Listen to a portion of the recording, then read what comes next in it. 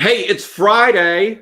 Oh wait, my bendy toy showed up in the screen, so we can't have that. Let me put it aside. All right, it's Friday, November 6th. It's a great day, but I'm not going to tell you why. But the people who know why understand why. It's a great day, Friday, November 6th.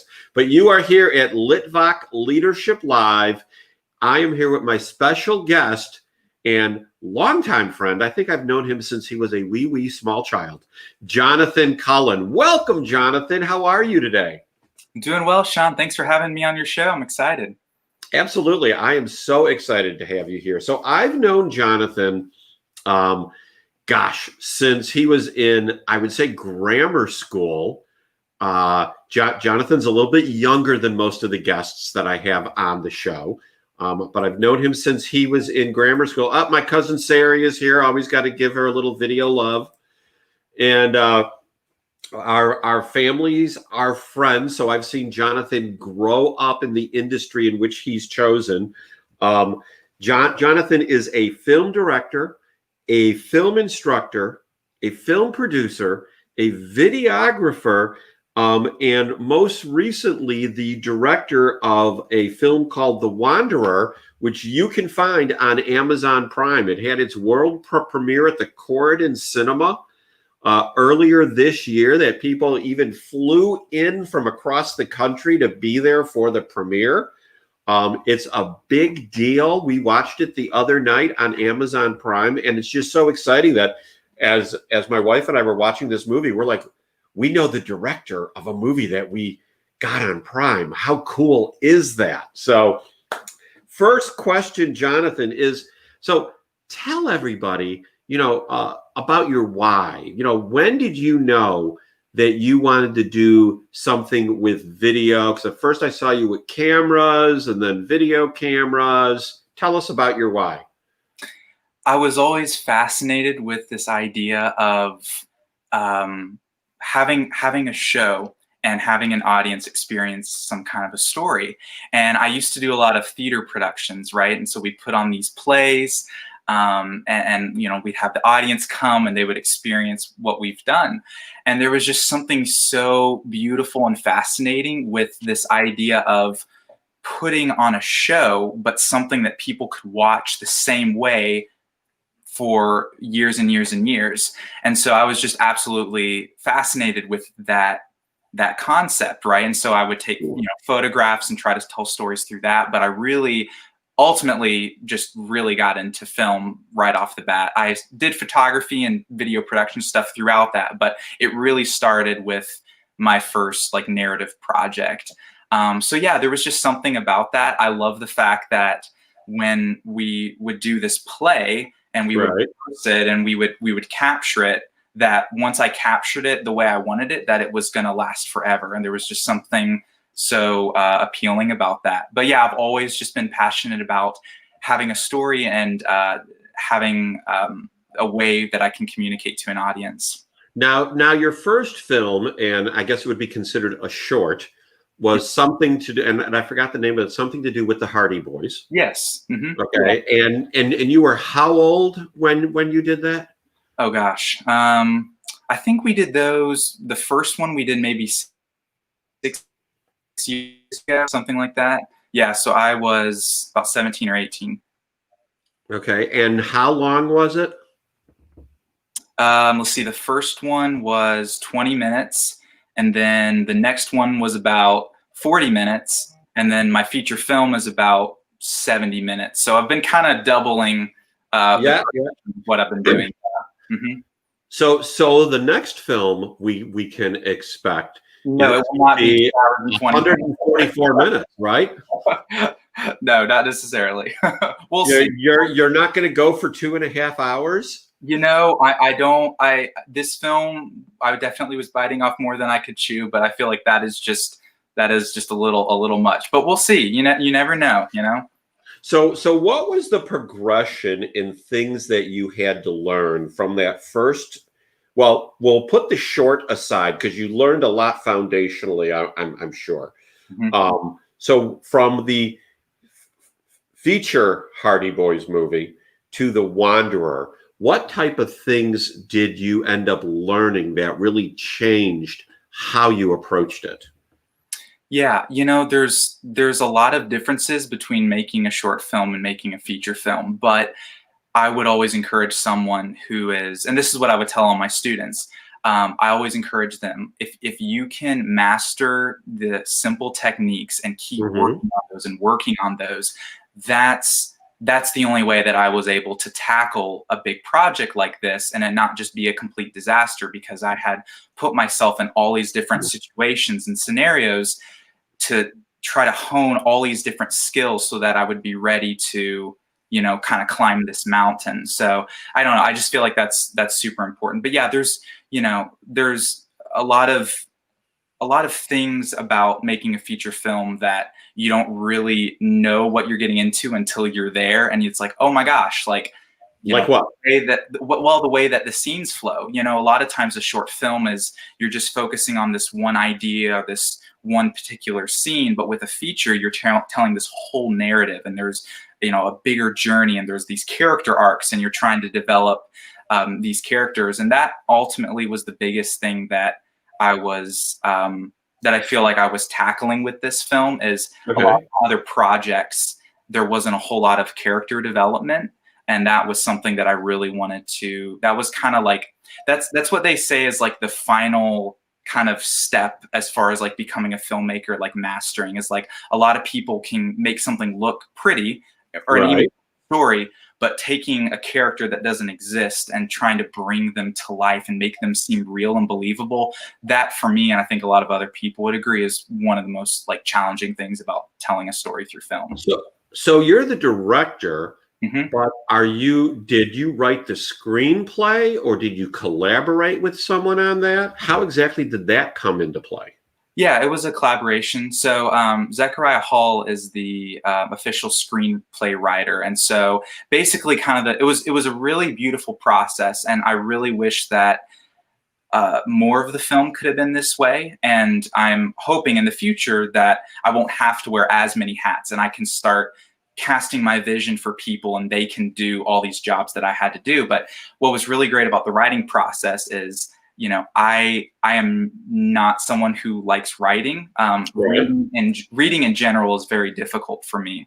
Actually, just recently, Steven Spielberg came out that he's dyslexic, and that he doesn't like look at the scripts hardly ever when he's on set. And so that was really encouraging for me, because I'm the same way. Okay. Writing and reading is very difficult, and I don't really like look at the script when we're on set, because it kind of stresses me out.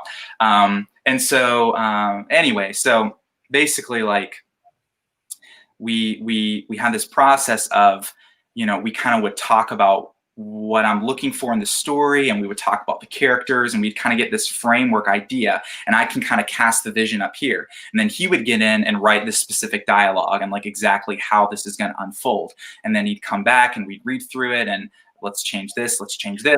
So the screenplay wasn't written first. It was like being written as you were envisioning it.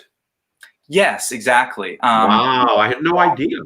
Yeah. So what was interesting about this process is, first off, we did this because of budget, but I had my actors in mind before we even started writing the script.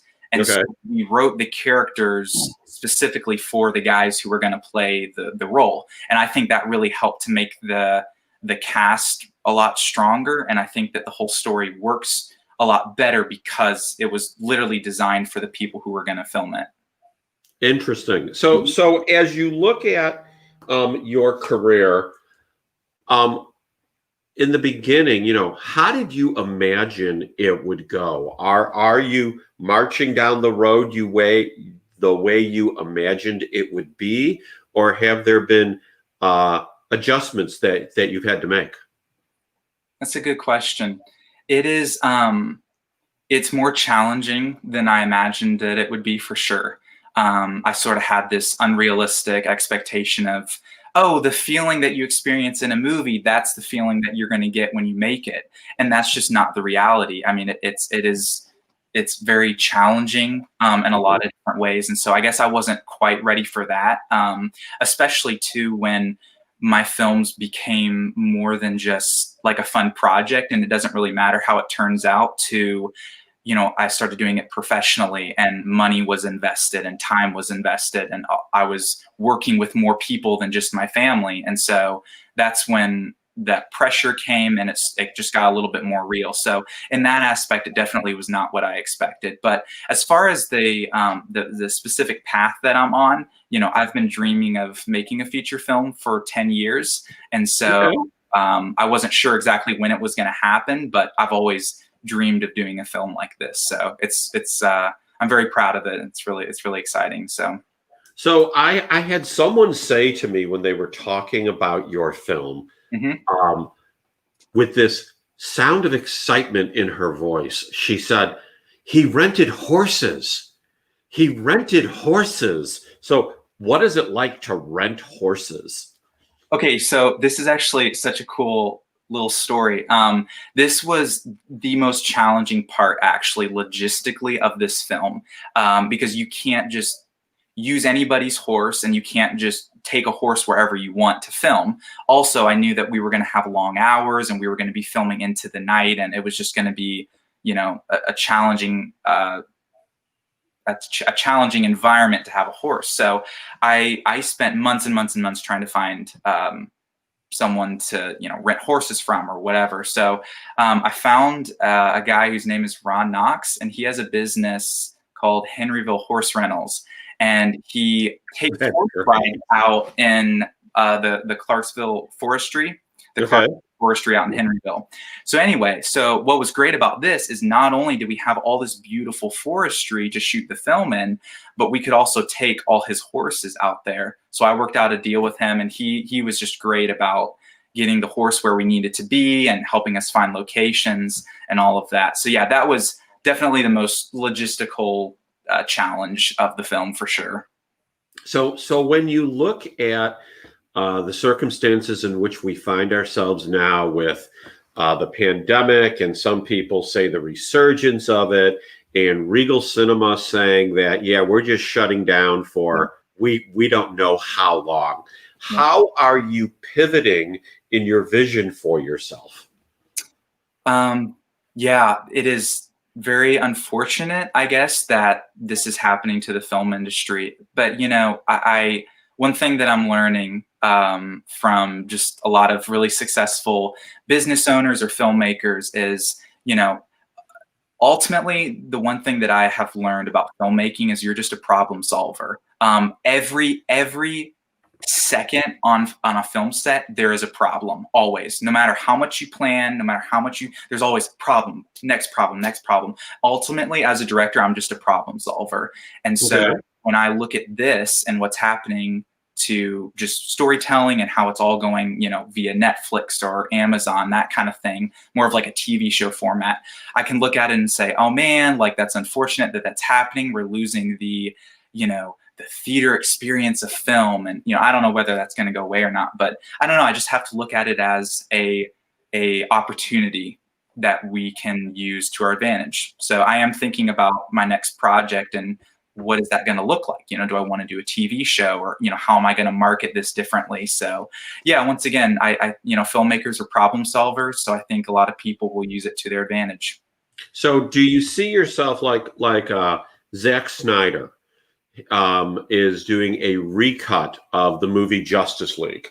And since it can't be released in the theater and it's going to be on HBO Max, instead of being a standard 2.5 hours, they're going to turn it into 4 1-hour episodes and just make it a mini series running on HBO Max. Do you think that we're going to see a Jonathan Cullen mini series in the not so distant future? I actually, it's funny you say that. I was literally talking about this a few weeks ago with someone about doing like a little short mini series. Yeah, basically be like a long feature film, but kind of broken up.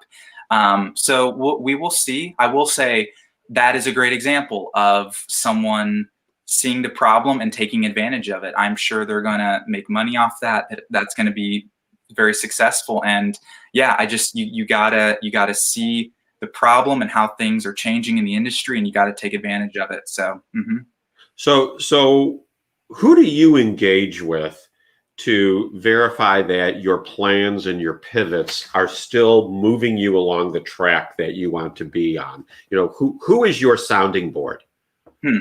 Well, first and foremost, my brother has been with me like from day one. And he's just kind of the guy that will do anything and everything that needs done. And so, yeah, Matthew is just kind of he's kind of holding up, you know, the project.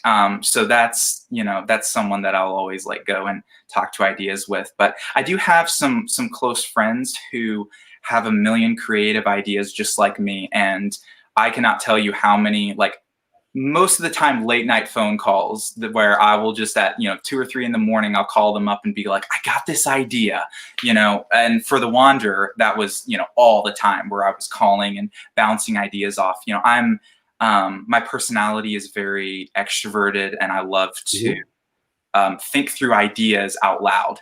And so I have to have people in my life who I can just talk and like listen and bounce ideas off. It's really challenging for me to process things internally. So that's very important to me in my like creative brainstorm process, to have good people around me who I can bounce my ideas off of. So, yeah.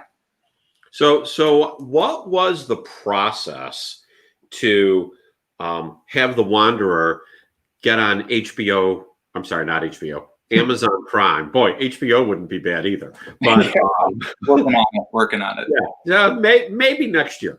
But Amazon Prime, because I got to tell you, I just thought, you know, as a consumer of film, that I could go on the Prime and buy your movie and watch it. I just thought, this is so cool. Look, here's Jonathan's movie for the world to see. So what was that process like? Yeah, it's really cool, actually. Amazon just recently, this year actually, and they did this, I'm pretty sure, even before the pandemic hit, which is crazy timing. But they recently opened up their platform to independent filmmakers like me. Before, it was a little bit more select, like Netflix, where basically you couldn't even get a film on there if you weren't working with like a $40,000 camera. So they just recently took all those limitations away, and basically you just have to submit your film, and you have to meet certain criteria, and they give it a rating, and they check all the information on it. They, you know, double check your price that you put on it, all those things, and then they'll either decline it or publish it. And if they publish it, yeah, anyone can get on there and watch it. This film is available in the United States and in Canada. So yeah, it's just a really cool opportunity for independent filmmakers. I think it's gonna change the game. It's not just I'm telling you, every year the film industry, it's just becoming less and less about money and more about who's got a good story. So if it's less and less about money and who's got a good story, how are those good stories getting financed? So, well, and that's exactly my point, is a film is now needing less and less money. Like, our camera equipment is getting so much cheaper. Sure. You know, obviously, if you have a lot of people working on a film set, that's going to cost money. But at the same time, you know, just our resources really help with that. But yeah, I mean, I'm seeing, you know, the market is so open, and that makes it very competitive and very challenging. But it also, at the same time, it's not like it used to be years ago, where you had to go to film school just to have a camera to shoot something with. Now, right. I mean, by industry standard, The Wanderer is considered a no budget film.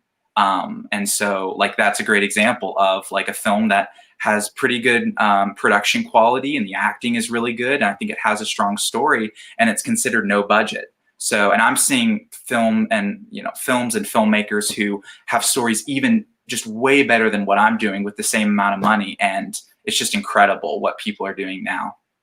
Well, and you look at the cameras today, I mean, and you compare them to the cameras of yesterday. I mean, your iPhone or your Samsung camera, I mean, there's, you know, stories of people filming movies with their cell phone. Wasn't there, I don't know, there was some feature film a few years ago where the entire thing was done with an iPhone. Yeah.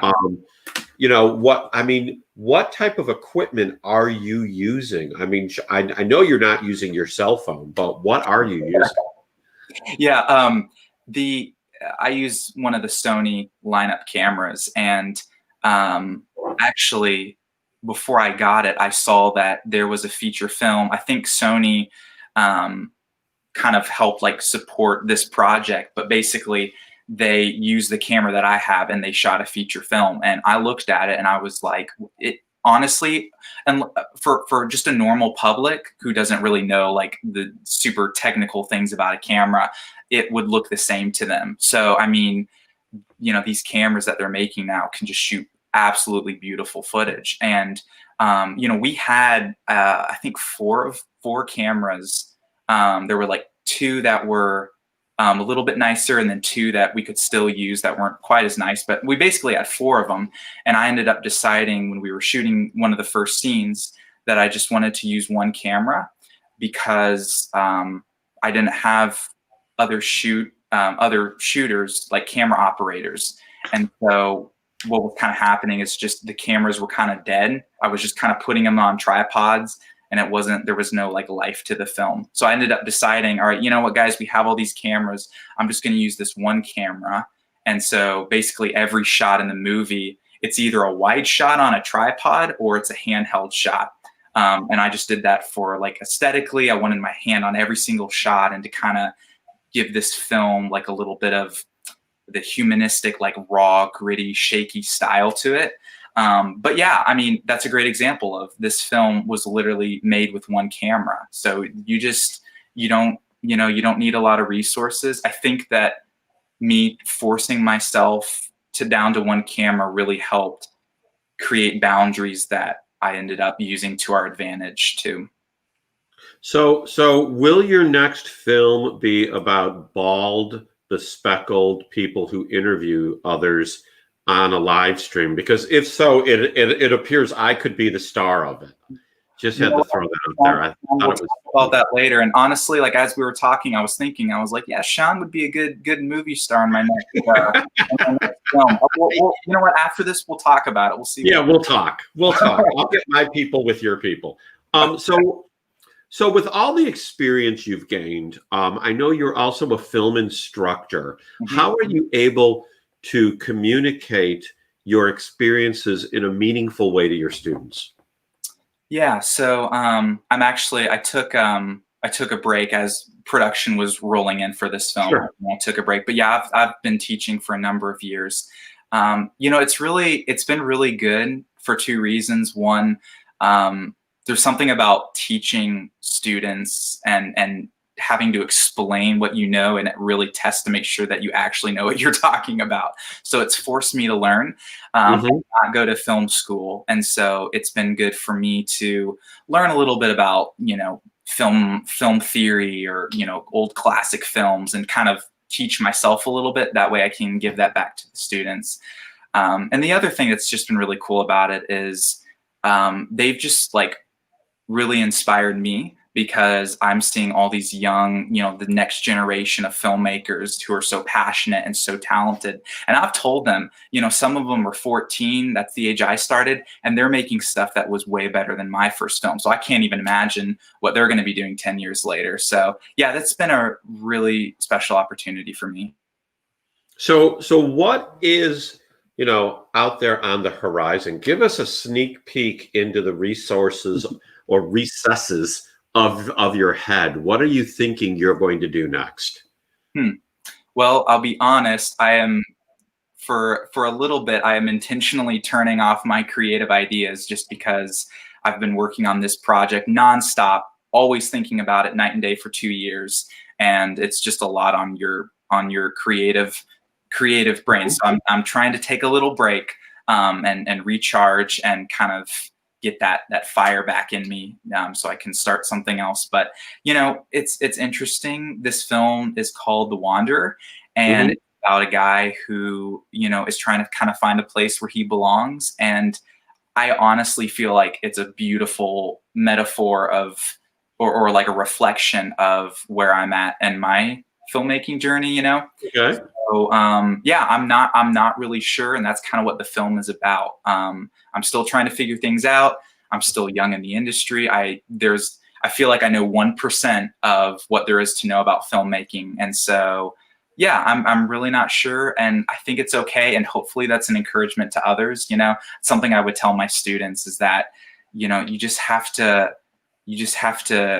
have the idea and have the dream and just go for it and make it happen. And you can't get too caught up in like, oh, where's this going to lead? And, you know, is it going to make any money, or how am I, you know, you really have to stay focused on just what you're doing.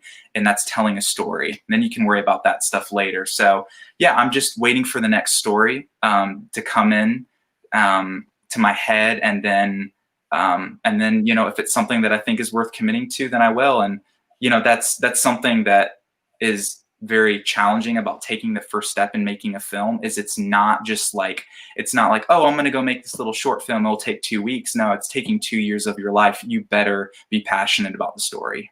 Oh yeah. So what about you know, you look at there's Steven Spielberg, there's Cecil B. DeMille. When you look at the directors throughout history, who do you look at for inspiration?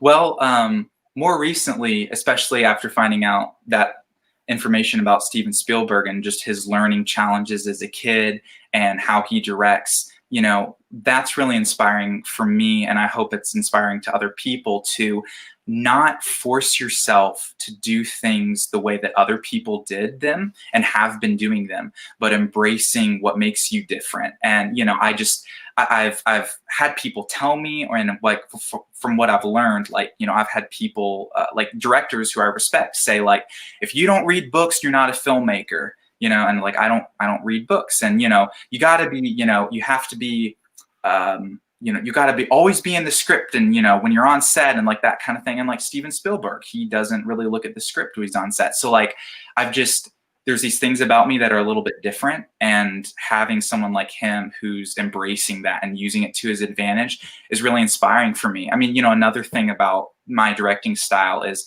it's very experimental. I don't storyboard. I don't know exactly what I want it to be. I know what I want it to feel like, but I don't know exactly what I want when I'm on set. And so I created this environment on set of experimentation. And I was like, guys, let's try some things. Let's find the story. Let's find what's going to work. And ultimately, that is an environment for people to thrive in. Because if you're this control freak and no, you have to do it this way, you have to do it this way, it doesn't allow room for creativity. And honestly, some of the most beautiful moments in the film are because I took my hands off the project. I think sometimes that's the most effective kind of leader, is someone who casts the vision and puts these talented people in the position to succeed. There is a saying or a story in business that the organizations that hire the individuals that have all the qualifications that they wanted, and then they get in their way. Why did you hire someone so qualified? Hire the qualified people and then get out of their way. That's what it sounds like you were saying. Exactly, 100%. Yep, and that's part of being a, you know, a director. And in my case, I was also the producer and the casting director, is finding the chemistry. You know, knowing, especially after this feature film, and ask anybody who is on set, we are all like family. I mean, we all went to battle together. It was a very intense few weeks. And I realize now, if there was one person who was not willing to give 110% on that film set, the whole thing would have fallen through. It would have been a disaster. Everyone had to be 100% committed, because we filmed for like 30 hours straight one day. Like, it's a lot. So that's something that I've learned. Mm-hmm. So as we're in, shockingly, we've gone almost 30 minutes. I told you it would go quick. It would go quick. As we're here in the last couple minutes, and as people are going to be leaving, and, you know, thinking back on our time together, what do you want to tell them? What do you want them to walk away and go, boy, that Jonathan Cullen, this is what I got from him? Go. I'm realizing more and more that I think my calling or purpose is making other people's dreams come true. And I can just tell you story after story from this film of people, these young guys saying, I want to get into acting, I want to pursue this, or, I like found my confidence through this story, or I found a family that I've never had before. Like, I just, that's the most beautiful and satisfying thing from this project for me. And so I just want people to know that, like, that's why I do what I do. It used to be more about the audience, and, I wanted people to see that I had something to say, and I wanted them to accept my work and accept me. But just the more that I'm doing this, the more I realize that this is about the people involved and giving them an opportunity to succeed and use the gifts that God's given them to create something. And I just love all these people coming together and working towards one vision. I've never experienced anything like it. Awesome. That's great. That will certainly make an impression on people. So, Jonathan, thank you so much for being my guest here today on Litvak Leadership Live. And if you want to get in touch with Jonathan, here's his website, powerlineproductions.lighting. That's the whole thing. There is no com. Don't put that on the end. powerlineproductions.lighting. If you want to get in touch with Jonathan, you can get in touch with him that way. If you want to bankroll a film, I'm sure he'd be interested in talking to you if you want to finance this fine young man and his career. So powerlineproductions.lighting. Check that out to get in touch with Jonathan. And if you enjoy these interview series, go to YouTube, type in Litvak Leadership, and then hit the subscribe button. We're working to hit a subscription goal so I can actually have Litvak Leadership as my URL on YouTube. Well, that's it for today. Again, Jonathan, thank you so much for being my guest. I enjoyed our conversation. I know everyone else did. And for all the viewers, have a great weekend and be blessed. Bye now.